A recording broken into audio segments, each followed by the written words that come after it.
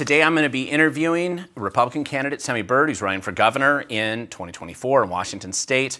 Generally, I don't interview politicians during the primary, before the primary anyway, and I'm making an exception this year, partially because you guys have demanded it, but also, if I'm going to do that, just to be fair, I'm going to open the opportunity for other Republican candidates who are also running for governor, the opportunity to come in and be interviewed as well.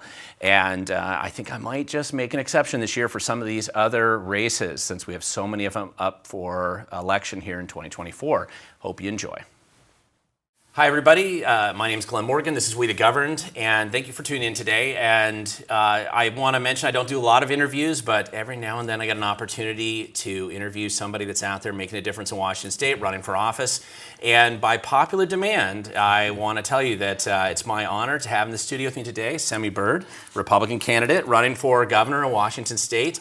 And thank you so much for coming on We the Governed. And, you know, I have to tell you honestly, Semi, I had a ton of people over the last year who kept on contacting me and say, Glenn, you need to interview this guy. And I know we've run into each other at events, and of course we've spoken to each other, you know, going to the same events over the last year or so.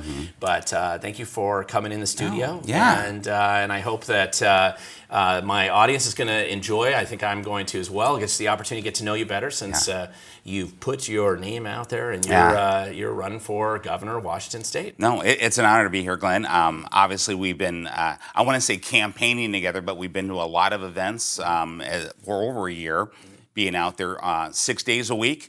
And I see you everywhere, and that's true. But I, too, am a fan. So consider me part of your audience. And to your audience, thank you all for supporting me and for actually, again, pinging you to say, get Semi on. So I'm happy to be here. This is great. Well, yeah, honestly, I think I had the most requests from my audience to have you on the show than I've had of any other person running for office in the last couple of years. So, awesome.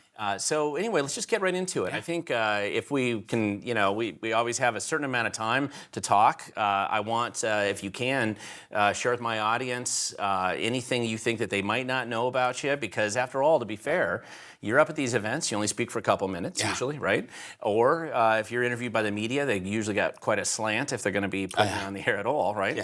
So just tell my audience, I know a little bit of your background, but just tell them again where you grew up and how your connection to Seattle and all that good stuff. Yeah, well, literally the kid from the inner city, started out in the Bay Area, East Oakland, California. Mom moved us to Seattle, Washington when I was 6 or 7. It's a little fuzzy back then.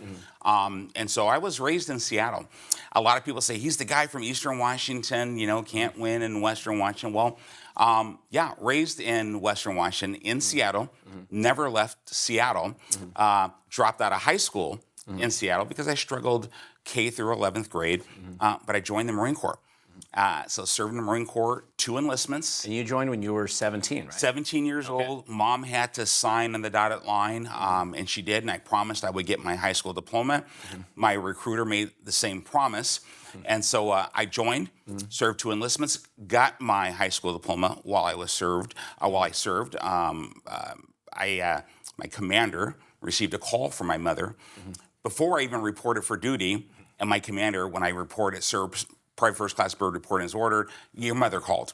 And so that's how I was greeted by my commander. So I got my high school diploma. You know, had an issue with a gentleman who had a problem with my race while I did not.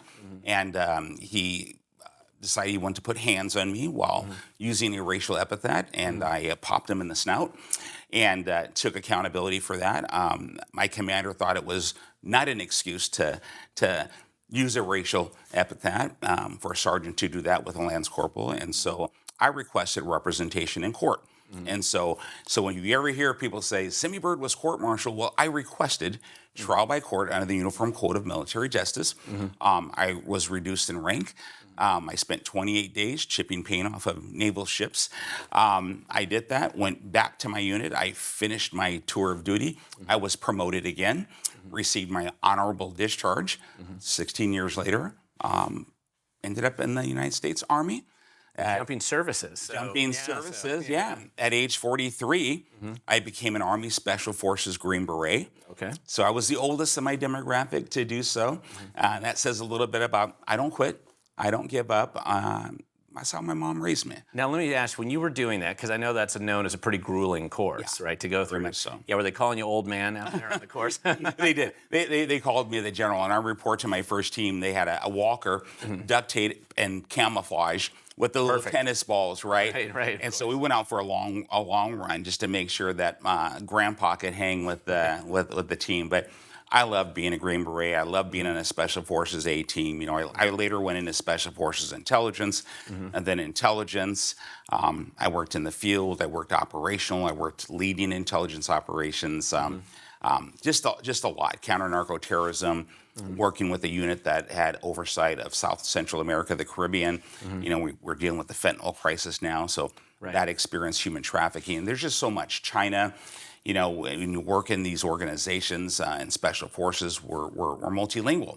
Right. And so I received formal training in Spanish and Mandarin Chinese. And so I had a chance to use both of those languages. So are you pretty fluent in Spanish? I was fluent in Spanish. I was fluent in Mandarin Chinese. I worked using both languages. I did targeting and interdiction in support of counter-narco-terrorism activities. In human trafficking. I worked in Taiwan.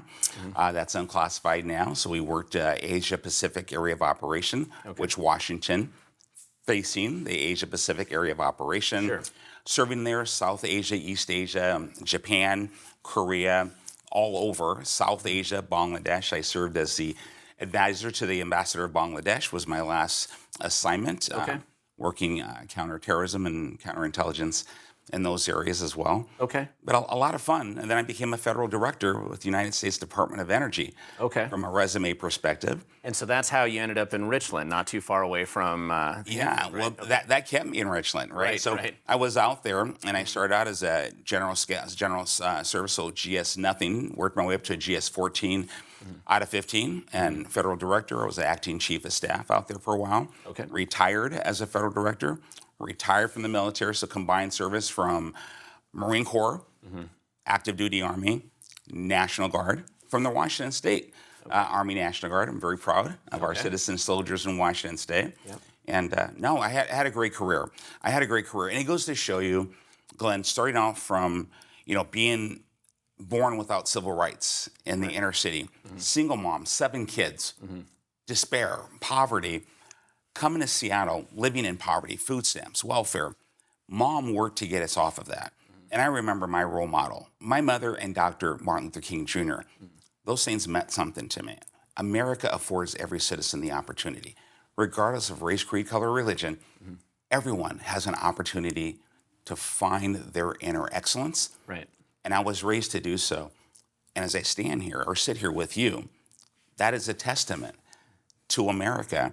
And that's what we're doing right now. That's what I want everybody to see.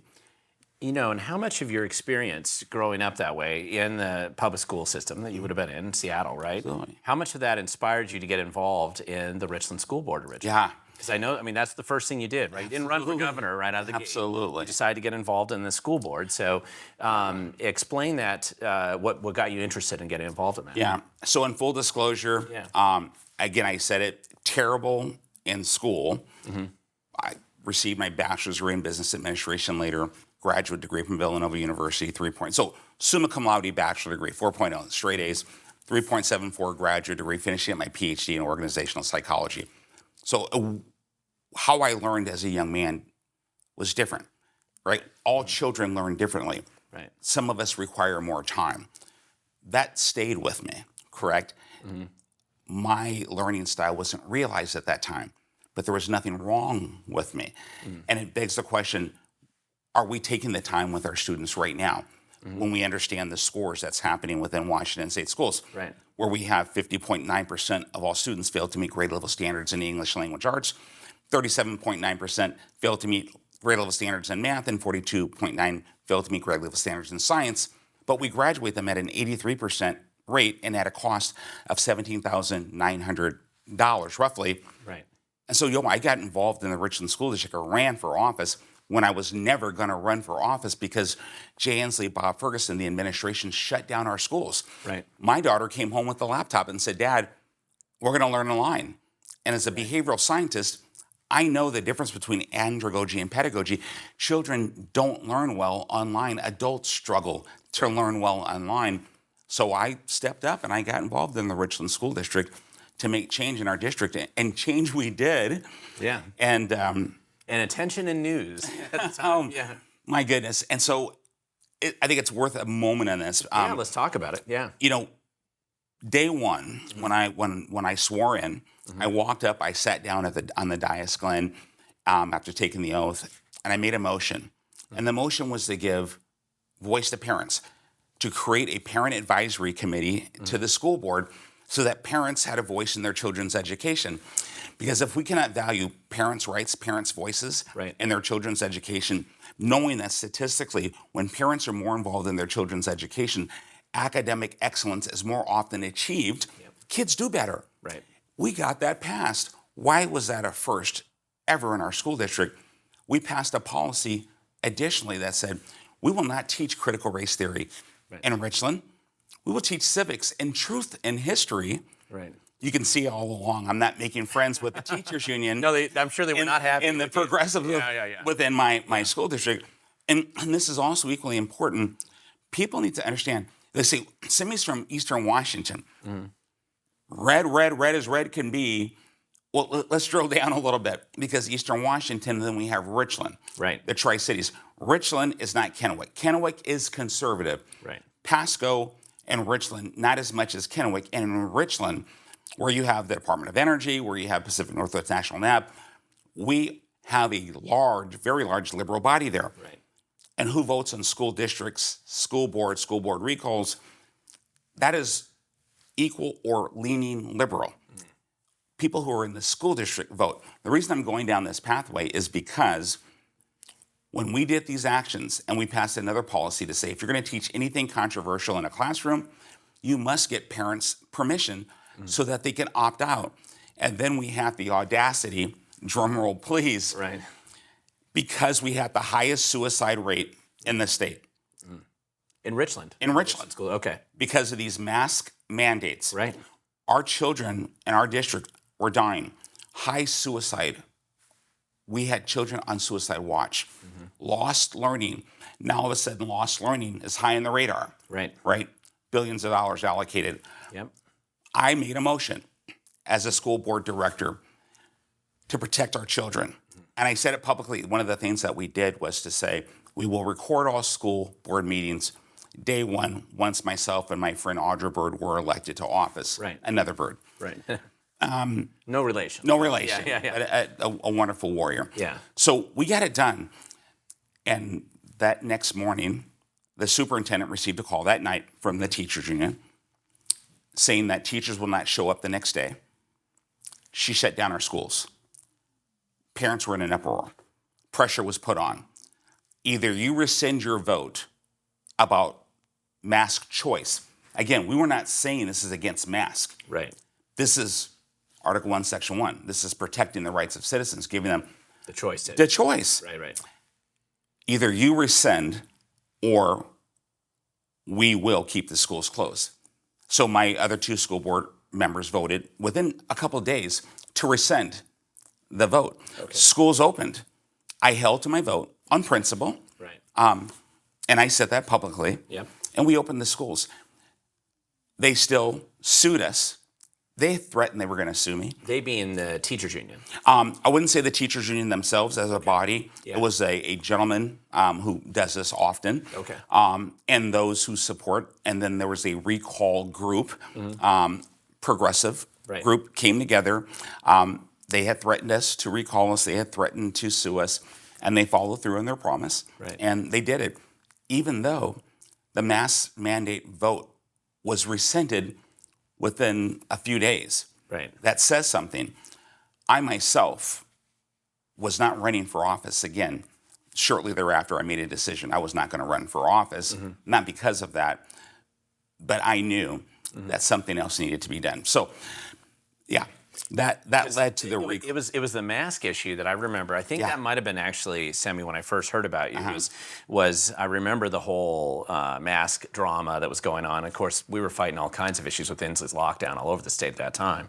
And so I remember hearing about what was going on in Richland a little bit. So I'm kind of glad you brought up that whole story, because I was fairly familiar with it, but it's just good to get a little bit more perspective from the inside. You know? Absolutely. And what's interesting, Glenn, is that when they brought forth the recall, the school board meeting, during the meeting, the leader of the recall said, this is to fix the mistake that was the election.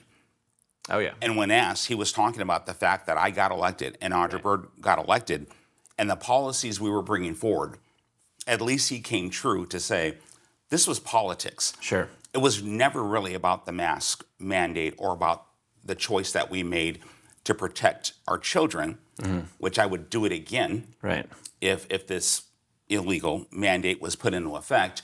But that tells, I guess, voters of Washington State where I stand. Right. I stand for the Constitution, first and foremost, as the foundation of my governance and the rights of our citizens, all citizens, regardless of policy or party. This was wrong. Right. It cost lives and the lives of our children as well. Not to mention addiction and mental health by isolating people. Right. That's something that's going to come out in studies. And it's going to keep getting worse, I think, for a while. So that was your first foray into the political scene, was fighting in a school board. And having been on a school board myself, I know that sometimes you get pretty heated in drama there before, and it gets caught up, and it also gets you more interested in the political scene entirely. Yes. What led you down the road to decide, I'm in Richland, I'm in the middle of this fight, I see what's happening here. What made you decide I'm going to run for governor? You know, I have to say, I had been watching in Washington State. This is the state I grew up in. Yeah. And so the out-of-control crime, so lawlessness, homelessness. As a business owner, I was paying. So I was a business consultant, a behavioral scientist. I consulted business and performance and leadership improvement. And so I had a very nice office space and a very nice office building. And I was paying for that, but I couldn't go into the building. Right, I could not have I couldn't have clients come to the building, but I was paying for the building on a lease. I had employees, and I was paying for my employees, and PPP did not cover me. Right.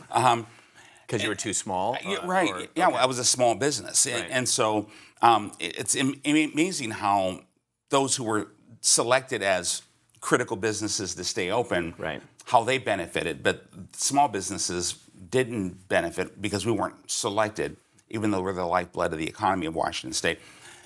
But that was one thing. Shutting down our places of worship, another thing. Right. Shutting down our schools, another thing. They continued to get my attention. At that time, CHOP, Chaz. Right. And where was our leadership? Where was the law? Where's the Constitution? I'm a constitutionalist. And sitting back and complaining and yelling at the TV, and then now in the schools, one of the things we did in our school district that I led, I'm proud of, we got a strategic plan passed.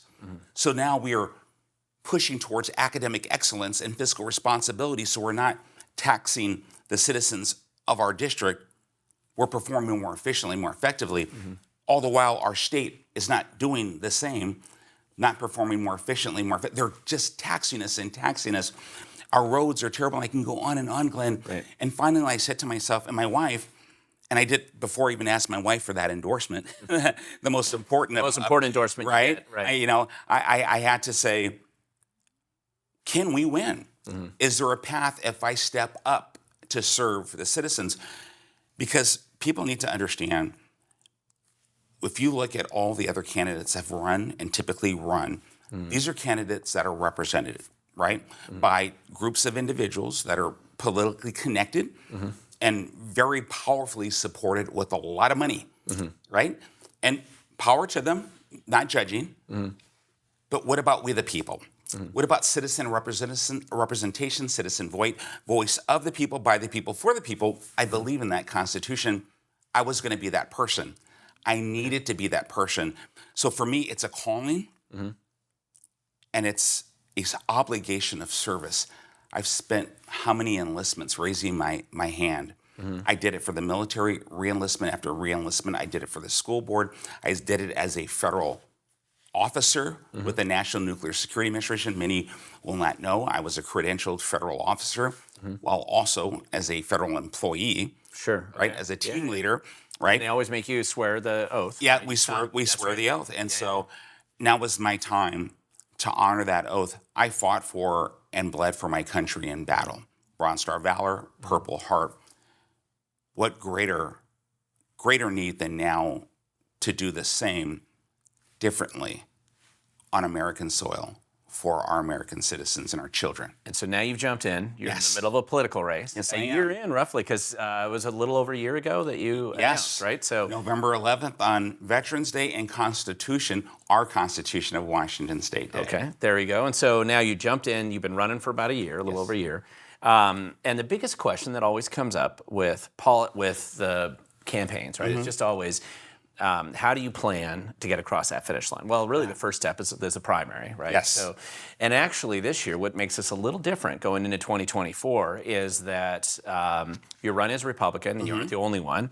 So the primary, the endorsement of the Republican Party is kind of a big deal, right? Because and so this has been a drama in the Republican circles for a while because we've had times where we flooded the zone with too many candidates, and because we have a top two primary system, it's only the top two that get through. So therefore, we're in this situation where the Republican Party, for the first time, I think that in state history, has decided, okay, we're going to have our convention a week before or a month before filing week, so in April.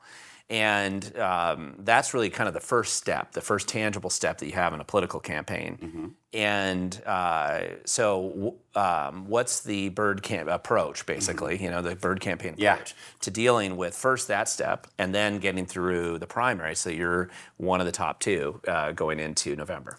Absolutely. And great question. Well, we started day one, and our strategy has and always will be, take it to the people. The people. And so that is why I've been working 6 and 7 days a week, nonstop since last November, and the ground we've been gaining. So to that process of the convention, right, we have 14 Republican Party endorsements. They said, again, Semi Byrd can't win on the West Side.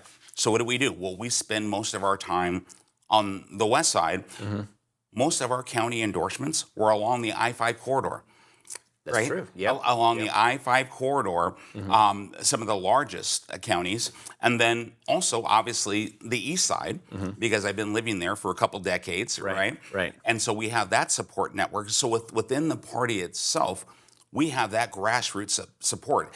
It's large and it's strong and it matters because it's going to take the grassroots, but it's not just the grassroots of the Republican Party. As much as people try to paint me and label me, and this is from both sides, right? Whether the establishment of the Republican Party or the establishment of the Democrat Party, I'm a target. And always. Right? And that is okay. I'm not that guy that says, oh, woe is me, I'm a victim, or they're bad people. I don't play victim, and I don't blame. I stay on strategy, I stay on point, and I execute with precision. So we broaden our reach. And so as one of the most popular talk show hosts, other than yourself, in terms of great programs, mentioned, Simi, you're doing something unheard of for Republicans. You're going in the inner city of Seattle. You're in Seattle all the time. And it's not just Seattle, Tacoma, Snohomish County. Why? Well, because that is that center of gravity of populace. Right. And taking my message to everybody. I'm not fighting against anyone. I'm fighting for everyone. So let me go out and engage and take my message, which is a populist message of common sense, and the results are great. Glenn, I've been meeting with Black and brown leaders across the state, but in King County, Pierce County, and Snohomish County, they are welcoming me in, bringing me in, and we're having great conversations. I was invited to the first ever Juneteenth of King County, received, welcomed. It was amazing, and now we work together, we talk. I have folks who are canvassing for us from those events. Okay. The largest African-American parade in Washington history, 60-year tradition. We had a huge presence in the parade and the fair. We were there for the whole duration of the parade with the booth. I mean, we have been engaging, and now we have canvassers who came out of that. These are people who never voted Republican ever. Right. yesterday I met with the Ethiopian community.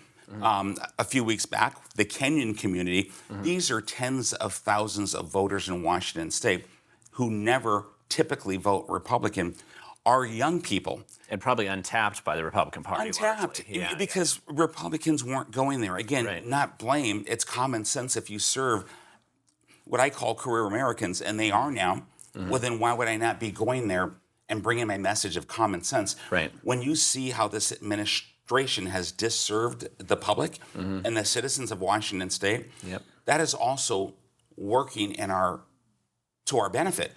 They see the lawlessness, they see the homelessness, they see our broken schools, and they want change, and they don't want a candidate that is more of the same or someone to be afraid of. And clearly, my friend, you can look at me and say, there is nothing the same about Semi Bird, or hear me and know my story and say, this is literally the underdog. This is the David and Goliath story, and people are rallying with us. And that was my question, actually. You kind of answered it there. So when you go into these communities that Republicans have typically not traditionally engaged in, and it's been a critique I've had for a long time myself too. And so you got to be involved and engaged. And so when you go in there, the things they're concerned about. I mean, because I know when I've worked with different activist groups up there, right in the same areas, right, it's usually crime. Schools are a big complaint.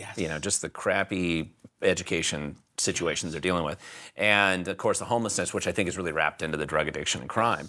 But what other types of things that do they talk to you about? Oh, absolutely. And so it's that broken welfare system, right? And it's social services, the largest department, right? The second in the budget. So and third in the budget, by the way, because the largest in the budget is education. Right. 44% of our budget is education, and with this new budget, right, or a biennial budget system, so we are bumping up our budget on education $2.9 billion, right? Let that sink in, everybody. $2.9 billion on an education system where we're already failing children academically. That should be a concern, and they're going to keep asking for money.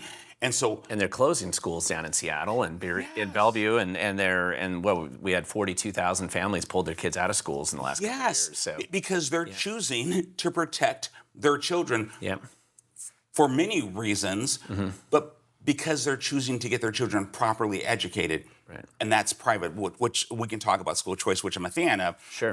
But to your point.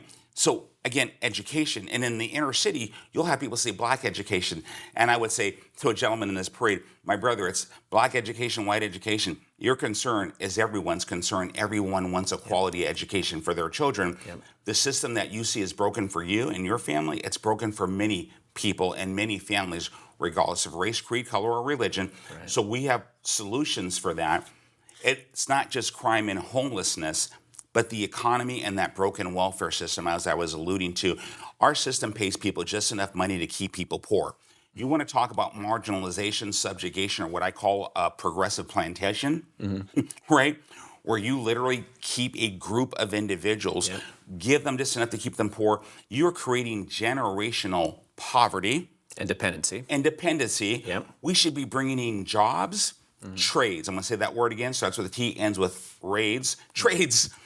We need trades, and supporting those trade jobs and job creation in Washington State, whether it's construction, heavy equipment operating, whether it's in the offices, cybersecurity. We don't have enough people to fill those positions. That should be our trajectory. And the economy right now, we can talk about cap and trade, AKA Climate Commitment Act. I mean, there is so much that this administration is doing that is penalizing people living at or below the poverty line. So in those communities, they see the same things. And I have to share this with you and your viewers. One of my first meetings, that great conversation, and I was so happy because I didn't know what to expect. So here I am, a man of color, and you would think, whoa, you have an N, Simi. Make no assumptions. So you put an R behind your name, right? Or a D, depending on where you... Scarlet A, right? Depending on where you... Right? And I went in, but these people, these were wonderful folks, right? Sure. I mean, and so we started talking, and we were getting along great, and they said, Simi, where do you stand on sanctuary cities and sanctuary states? And I said, just remember we were getting along so well. And when we giggled, and I told them the truth. I said, I do not support it. I said, when you have the people you represent living at or below the poverty line, when we have the issues that we have veterans living on the streets and veterans who are struggling, we cannot afford to be opening up and spending hundreds of millions of dollars to support these programs where individuals come in illegally and go to the front of the line. Right? We need to take care of our own citizens here in Washington State, put Washington citizens first. And she said, amen. And it got better after that. And our relationship grew, and I was invited to more events. And I've been doing it, the Asian American community. And as you know, I've lived and worked throughout the Asia Pacific. I've worked and lived all over the world. And so when it comes to cultural adaptation and understanding the value of, well, what is America, the melting pot, that's easy for me to understand. They are on board and they are ready for change. They will not vote for more of the same. People are ready for what we call a career American, not a career politician. I am that change. So one of the things you have to do then with a campaign, so you got to get through the Republican convention for Republican, and that means that's really Republican PCOs coming there to the state convention, and they get to pick their candidate. They're going to do it, I think, for all the statewide offices as well as the congressional seats, if I remember right. So I think that's the current plan. And so now you get Republican PCOs. And so the objective, of course, would be to get the endorsement for Washington State governorship. The second thing is to get to that primary in August, right? Now, let's say you get that, and you're through, and it's Semi Bird versus, and I can almost guarantee it's going to be Bob Ferguson on the other side. So Bob Ferguson has a big war chest. He's been spending a lot of time taking money from the Department of whatever he could get cash from and sending that money out. I mean, he's really been abusing that office, I think. But he's going to be the heavyweight Democrat, I think, going into the general election. What's your plan to face off with Bob Ferguson? Especially, campaigns still cost money to get the word out. I mean, you know that the media is not going to cover you the same way. They certainly won't give you this much time to talk. So, they're not going to introduce you to the public. So, what would be your plan to get enough resources to make sure that your message would get out to as many people in Washington that aren't Republican PCOs so that they know who you are? 100%. And so to that end, knowing that, again, that's the value of coming from not only a military, but a civilian strategy background. This is my area. This is what I consult on. This is what I teach and what I train on. Our strategy has always been not just for the primary, but for the general, right? You incorporate that and then you backwards plan. And so to that end, we know we're going to win the primary, and that's not being cocky or entitled at all. We're the opposite of that. We are working hard for that. But if you look at the numbers in past election, we are that candidate because of where we stand in terms of that zone of Democrat and Republican. And I will give honorable mention to Senator Mark Mullet, right? Because, you have candidates that are forgotten and dismissed or marginalized, who served as a Democrat. But you have that gentleman, the other Republican gentleman, running right in the middle, right on that borderline that separates Democrat from Republican. And again, as you allude to, Bob is far left, and I'm right here in the middle, on the right, in the middle. Yes, we will be in the general, but what happens with that is all of the money that has been sitting on the sidelines, and some that have been committed for the other gentleman, because the other gentleman came in with that support package. Sure, Mullet got a lot of lobby money. Sure. And that's exactly it. And Mark Mullet came in with the package, and of course, Ferguson found a way to bring a package that shouldn't have been a package, as you know. Yeah, from his other campaigns. From his other campaigns, and supposedly we couldn't do it, but the Attorney General of the state found a way to do that. Of course, Anyway, so we know that, and we see that, but the money is going to come in because now, all of a sudden, people are going to say, we have Semi. And then they're going to start focusing now on our message. And then they're going to start focusing on my resume. And then they're going to see clearly my message is popular. There's nothing, ultra MAGA on all the other titles and labels, and Semi is Culp and Semi is Trump and Semi is this. And, for a lot of my friends are going to say, well, you know what, you're thinking you're insulting the guy, but maybe you're not. But they're going to see me for who I am now.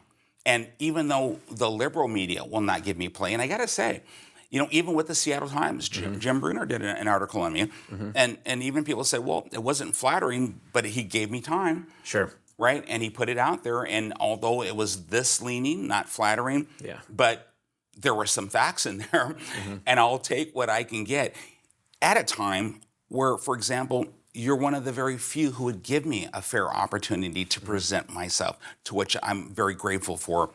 We're going to have the money. We will have the money because we're going to have national attention. And again, my race or color does not entitle me to anything, nor does it qualify me for anything. But let's just call it what it is. We're making history in Washington State. Sure. Which speaks to the greatness of our nation, that melting pot, right? Whether you're a white American, a black American, or Hispanic, we're Americans, right? And in this case, now we're going to have a black American, the first ever in the history of Washington State. And if we get elected in November of 24, I will be the first in the history of the United States of America as a Republican. So we're making history. That's going to get a lot of media attention, whether they like it or not. National attention, which force local media. And the conservative media, who has not been friendly to me, and I don't want to say friendly, I would just say they are very aggressively advocating for the other gentleman. Sure. They will, I believe, will support me because I don't think it's personal. I really don't. I think they're doing what they think. They believe this person can win, and I get it. And I get it. And I think they're going to support me.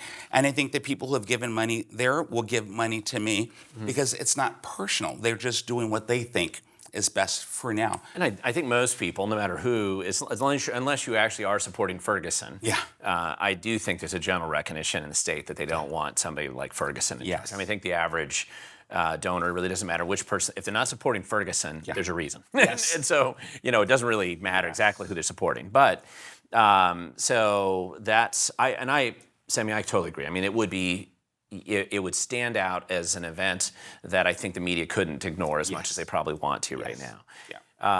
But you've got some fights now ahead of you, all the way through several milestones, measurable, demonstrable milestones, right? And I would say fundraising still part of it, right? Because everyone's going to be focused on that. The convention is critical, and then of course the primary. Those are your three hurdles, and then you're into the final lap, right? Yeah. So if you had this is the first time, of course, you're running for governor. Not too many people jump in and say they've done that. If you had messages that like things that you would tell other people who are considering getting involved in the political process, especially knowing what you've gone through, what would those messages be? Well, I encourage everybody to become a Special Forces Green Beret or Navy SEAL, get into international intelligence and counterterrorism, get wounded in combat, right? So you're toughened up, right? So that'll give you, maybe get a Bronze Star Valor Pro. That way you're, kidding. But really, that's what you're dealing with. I mean, politics is dirty. It shouldn't have to be. My encouragement is simply this: the Constitution. No matter how dirty it gets, to everybody that's out there, I hope I say this clearly, plainly. This is our heritage. It's worth fighting for. It's worth dying for. More so than doing it on any foreign land. Right here in Washington State, this beautiful state that I was raised in. We've all been, those of us who have been here for a while, it's worth it. Do not let anybody tell you you can't. My mother never let anyone tell me I couldn't. And as a child born without civil rights in America, I've navigated adversity my entire life. So this is nothing new to me, right? And so I say, run, run, run. School board, commissioner, governor, legislature, senator. This is what our nation was formed to do, self-governance. And people say, well, no, you need to cut your teeth in legislature. You need to cut your teeth. No, that's not what it was about. We were never supposed to be a political aristocracy. We defeated that when we claimed our independence. People need to remember that. Citizens standing up to serve. I'm a citizen standing up to serve. And I have a resume which will show those who will look that I have the knowledge, skills, and abilities to actually bring value to Washington State, to actually address and to fix the things that ails us. So no, do not get discouraged about running for any office in the state. And in fact, I would encourage all, but just know it's going to hurt sometimes. Make sure your family is with you. My wife, my angel, my love, my soulmate, my reason for being, and my three daughters who are with me on this adventure. She was my first endorsement because she Most important endorsement. my most important, right? My commander in chief and my chain of command. But I've seen a strength come out of my wife through some horrific things, and I've also seen that strength with our supporters, our small dollar donors, and people who are now starting to step up and give us more money. Right? It's amazing. They just wanted to know that I wasn't going to quit, because there are people out there saying, well, Simi's already quitted. They filed these PDC complaints, right? Overnight. And there's a Republican, supporting the other gentleman who filed a group of PDC complaints. And there was a Democrat supporting the other Democrat person who filed PDC complaints, like 3 billion of them. And so Simi is going to quit. And Simi doesn't have, oh no, Simi's not going anywhere. I couldn't, even if I tried. I'm not made up that way. Again, remember, Green Beret at age 43. Y'all try that out. I don't quit. I'm not going anywhere. You will have to drag me someplace and bury me. I'm not trying to incentivize that. But my point is, brother, I'm not going anywhere, and we're going to get more support. Over the last few days, including last night, I did 3 events. Again, yesterday I met with the Ethiopian community. Beautiful, amazing individuals. And that support I felt was so encouraging. And then I met in a private household with some amazing people who pledged their support to me. And then I went and I talked to a legislative district in Seattle, Washington, and those amazing patriots who were there. I'm a PCO. I'm a precinct committee officer. I'm a party chair. So I know what it's like to knock on doors. And now is the time for us to rally together again, more so than ever before. Our state is in the precipice. I'm not quitting. It's not the time for you to quit. To our citizens, Glenn, I know you're never going to quit. Nope. This is the time for us to fight, just like you've been fighting all along. We're here to help. So again, I went long on that question. That's great. Listen, Semi, I want to thank you so much for coming in the studio and for letting me ask you some questions and then share your opinions and your plan here with our viewers. As a final close, it's important for people to know, where do they find more information about you? How do they donate to you? Oh, please. Bird for Governor. Go to birdforgovernor.com, birdforgovernor.com. You can donate there on Win Red. Semi Bird for Governor for Washington on Facebook. I have a podcast every week, so go to my podcast. I go into depth. That's how I'm reaching out. Okay. I'm out there, guys. I need you. And together, what we say, united we stand, together we can. Let's make history together. Okay, well then I'll definitely, now that you mentioned that too, I'll try to put that in the video description down below. That way people can go and find that easily. And I want to thank you so much again, Semi, for coming up here. And we'll be seeing you more at more events, I know, inevitably here coming up certainly in the next few months. And since we're recording this before, have a Merry Christmas if I don't talk to you before then. Merry Christmas to you, Glenn. Yeah, you bet. And just in closing, I just want to encourage everybody, if you want to learn more about Semi Bird or his race for governor, feel free to go to the link down below. In the interest of fairness, I'll provide links to other websites, other people that are running for office. But I hope that if you have any questions or comments, feel free to leave those in the description below. If you like this interview or in this video series, you want me to do more, please let me know what your thoughts are down below. And I do try to respond to every question and comment that you make. And with that, remember, the future belongs to those who show up. And whether you're running for office or you're trying to help other people run for office, if you want to make a difference, you need to show up to do that.